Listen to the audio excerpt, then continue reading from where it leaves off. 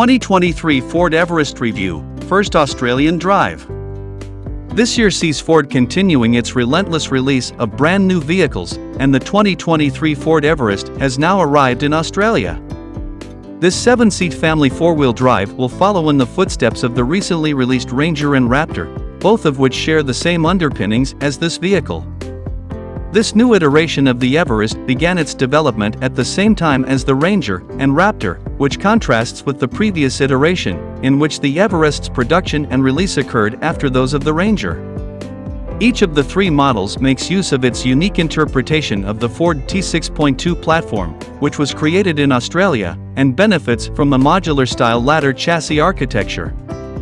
While the front suspension of the Everest is independent, like that of the Ranger Uta, the rear end is coil-sprung and uses a Watts linkage setup that is closer to that of the Raptor, but not exactly the same. The Everest has a full wagon body and can accommodate 7 passengers despite having a wheelbase that is only 2,900 mm long. Therefore, it is possible that referring to it as a Uta-based wagon is no longer an accurate description of the vehicle. This is language that we have previously used to describe vehicles such as Isuzu's MU-X, Mitsubishi's Pajero Sport, and Toyota's Fortuner. The new Ford Everest will continue to go head-on against these important competitors, while the Blue Oval will keep its sights set on the Land Cruiser Prado, which is a far larger, more expensive, and immensely popular vehicle. How much does it cost to purchase a Ford Everest in the land down under? Pricing for the next-generation Ford Everest begins at $52,990 before on-road costs for the base model Ambiente in the most affordable rear-wheel drive configuration. This is for the rear-wheel drive version of the vehicle.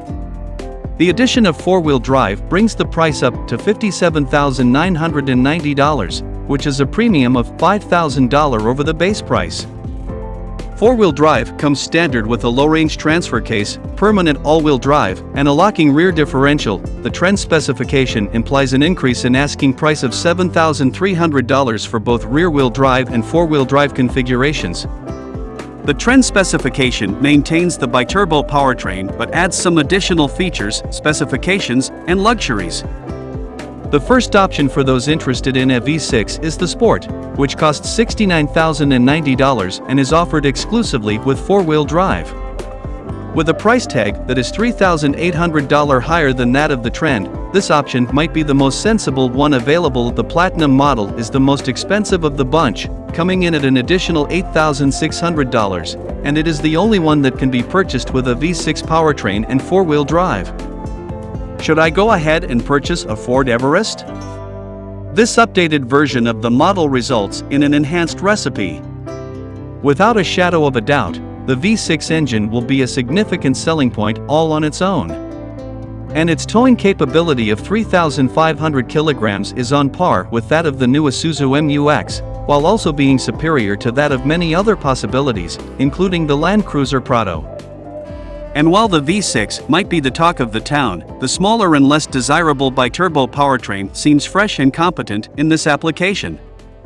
This is due to Ford's tuning of the tune-in components, which gave the powertrain a new lease on life. A special note should be made of the cheap Ambiente model because it has a pleasant look and feel and comes with a good set of features for the money that is being asked.